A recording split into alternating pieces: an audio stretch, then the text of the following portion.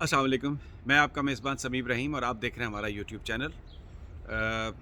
कराची में जो धमाका हुआ और जिसकी बीएलए ने, बलोच लिबरेशन आर्मी ने उसकी रिस्पॉन्सिबिलिटी भी ले ली है और उसमें जो टारगेट किया गया वो चाइनीज़ को।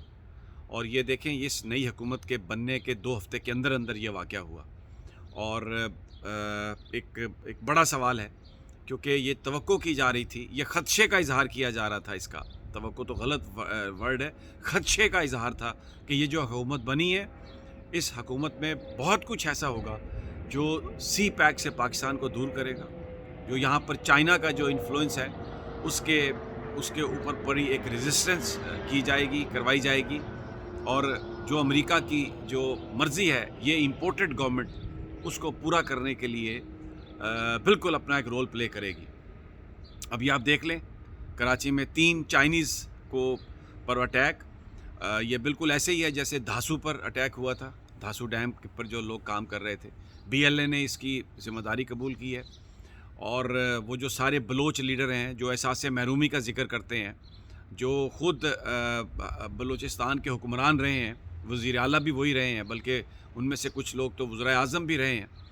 तो वो जो एहसास महरूमी का नाम लेकर पाकिस्तान के इदारों पर हमला करते हैं, और जिसमें शहबाज शरीफ साहब शामिल हैं, जिन्होंने ये कहा कि मैं ताकतवर हलकों से बात करूंगा। अब वो अपने उन साथियों से जवाब लेना, वो मोहसिन दावड़ को अपने साथ ले जाना चाहते हैं। और बीएनपी के उन्होंने जो बलोच सारे जो लीडरान हैं उनको अपने साथ मिलाया है। तो वहाँ के जो लोग हैं, अगर सिंसियर होते तो उनसे बात करते और ये मामला ख़त्म होता। लेकिन ये वो खेल शुरू हो गया जिस खेल में चाइना को पाकिस्तान से दूर करना है, जिस खेल में चाइनीज़ लोग जो यहाँ पर आ रहे हैं उनको टारगेट करके तो पाकिस्तान को सी पैक से दूर करना है। ये वो खेल शुरू कर दिया गया और उसकी पहली झलक जो है आपको वो नज़र आ गई है यहाँ पर कराची में। इसके अलावा मैं ज़िक्र करूँगा आपके साथ आज जो गुफ्तगू हुई है शहबाज शरीफ की, वज़ीर आज़म पाकिस्तान की। आज उन्होंने कुछ सहाफ़ियों को अफ्तारी पे बुलाया, ब्यूरो चीफ्स को बुलाया। उसमें जो लोग गए उन्होंने बताया कि जो बॉडी लैंग्वेज थी, मरी हुई बॉडी लैंग्वेज, आंखें जो थीं वो सामना करने के लिए तैयार नहीं थीं, कहने के लिए कुछ नहीं था। और अभी भी वो इस बात की रट लगा रहे हैं कि हम इलेक्शन रिफॉर्म्स करेंगे, फ़लाँ रिफॉर्म करेंगे और उसके बाद हम इंतखाबात में चले जाएंगे। लेकिन मैं आपको बड़े बावसूख ज़राए से ये बता रहा हूँ, ज़िम्मेदार लोगों ने बताया कि इस बात की ये तो हतमी तौर पर फ़ैसला कर लिया गया है कि इंतखाबात जल्द होने हैं। अब सिर्फ़ इस बात पर बात हो रही है कि क्या इंतखाबात ये जुलाई अगस्त में करवा दिए जाएँ या ये इंतखाबात अक्टूबर नवंबर में हो।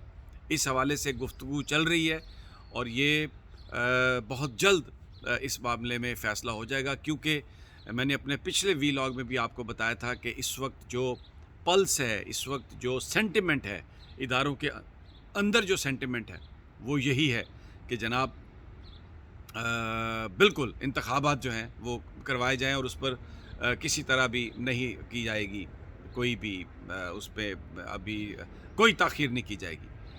लाहौर हाई कोर्ट में एक बड़ा मामला, वो भी आप देखें, अदालतें किस तरह से एक्सपोज अपने आप को कर रही हैं। आज जस्टिस अमीर मोहम्मद भट्टी ने एक रिमार्क्स दिए सदर पाकिस्तान के हवाले से कि हम तो चाहते थे कि सदर पाकिस्तान को इज़्ज़त दें, लेकिन शायद वो ही ये नहीं चाहते।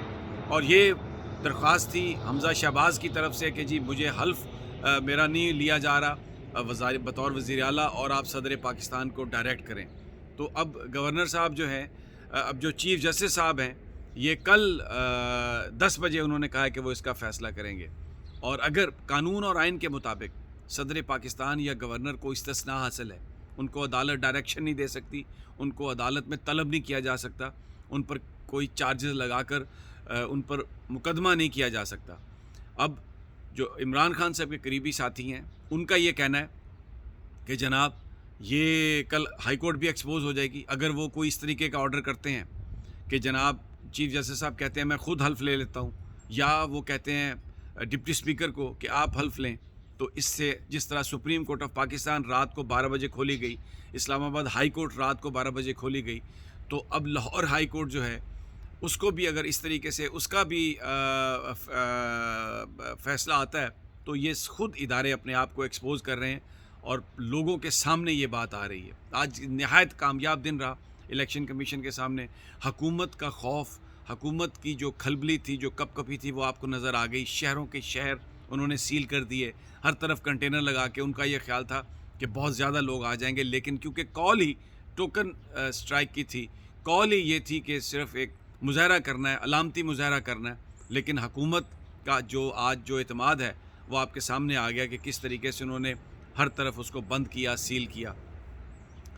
جو اہم معاملہ ایک اور ہے، اب دیکھیں میں نے اپنے پچھلے ویلاگ میں بھی آپ کو کہا کہ جو ہائی کورٹ ہے، لاہور ہائی کورٹ، اس کے جو ججز ہیں وہ کسی طرح سے بھی اب ملبہ اپنے اوپر ڈالنے کے لیے تیار نہیں ہے. کل ایک دن میں دو بینچ تحلیل ہوئے، ٹوٹل یہ اب چوتھا بینچ بن گیا. سب سے پہلا بینچ تھا جسٹس باقر نجفی کی سربراہی میں، تو اس نے کہا کہ ہم یہ نہیں سنتے فاروق حیدر صاحب نے. پھر اسجد گورال صاحب، انہوں نے کہا میں بھی یہ نہیں سنتا. اب سردار نعیم کو ملایا گیا ہے کہ وہ علی باقر نجفی کے ساتھ یہ کل سماعت کریں گے، یعنی آج سماعت کریں گے کہ کیا مریم نواز کو پاسپورٹ دینا چاہیے یا نہیں. اور اس سے پہلے جو ایک بینچ تھا جس میں یہ پٹیشن ہوئی تھی، انہوں نے کہا تھا کہ کیونکہ یہ جو ضمانت کے جو فیصلے ہیں سارے ان کے باہر آنے جانے کے وہ علی باقر نجفی صاحب کر رہے ہیں، تو اس لیے وہی بینچ جس نے یہ پاسپورٹ رکھا ہوا ہے وہی بینچ اس کو سنے. تو اب اس وقت جو ججز کے قریبی ترین لوگ ہیں وہ یہ بتا رہے ہیں کہ لاہور ہائی کورٹ کے جج اپنی پرائیویٹ کنورسیشن میں کہتے ہیں کہ ہم یہ اپنا منہ کالا کرنے کے لیے تیار نہیں ہیں، ہم یہ ملبہ اپنے اوپر اپنے سروں پر اٹھانے کے لیے تیار نہیں ہیں. مریم نواز کو پاسپورٹ دینے کے حوالے سے جو فیصلہ ہے، جج نہیں مل رہا، یہ حالت ہو گئی ہے. قوم اس طرح بیدار ہوئی ہے، عمران خان نے اس طرح بیدار کیا قوم کو کہ جو ججز ہیں وہ لاہور ہائی کورٹ کے، باوجود اس کے کہ بہت ساروں کی ایفیلیشن ہے، لیکن جو عوامی سینٹیمنٹ ہے ان کے سامنے وہ کسی طرح سے بھی آ کر تو یہ مقدمہ سننے کے لیے، جس کو وہ کہہ رہے ہیں کہ ہم اپنا منہ کالا کرنے کے لیے تیار نہیں ہیں. اور آج جو دوسری ایک بڑی اہم بات ہوئی، مریم نواز آج گئیں روہیل اصغر کے حلقے میں، ٹھوس ہو گیا مریم نواز کا جلسہ. آپ یقین کریں وہاں پر ہزاروں کی تعداد میں، سینکڑوں کی تعداد میں کرسیاں خالی تھیں، صرف سامنے کچھ لوگ آئے، ان کا بڑے طریقے سے ویڈیو بنا کے تو وہ میڈیا کو دینے کی کوشش کی گئی کہ جناب یہ دیکھیں مریم کا یہ جلسہ ہے. لیکن جو لوگ وہاں پر موجود تھے، مریم کا جلسہ بتانے والے یہ بتاتے ہیں کہ ٹھوس ہو گیا، کوئی سینٹیمنٹ نہیں تھا، اور چند 100 کے قریب لوگ تھے، یا آپ اس کو تقریباً 1500 2000 لوگ کہہ سکتے ہیں. لیکن جو جس طریقے سے پہلے جو مریم کے آنے سے ورکرز میں جوش ہوتا تھا، خواتین آتی تھیں، لوگ آتے تھے، بالکل اس سے 10 گنا بھی جو تھے نا وہ کم لوگ آئے، اور کوئی کسی طرح سے پارٹیسپیشن نہیں تھی. ایکسپوز کر دیا آج جو کہتے تھے کہ نون لیگ لاہور کا گڑھ ہے، یعنی لاہور جو ہے نون لیگ کا گڑھ ہے. آج جو وہاں پر مریم نواز کا جلسہ ہوا، اس نے جو ایک ان کو امید تھی نون لیگ کو کہ وہ موبلائز کر سکیں گے اپنی پارٹی کو، بالکل وہ ناکام کوشش.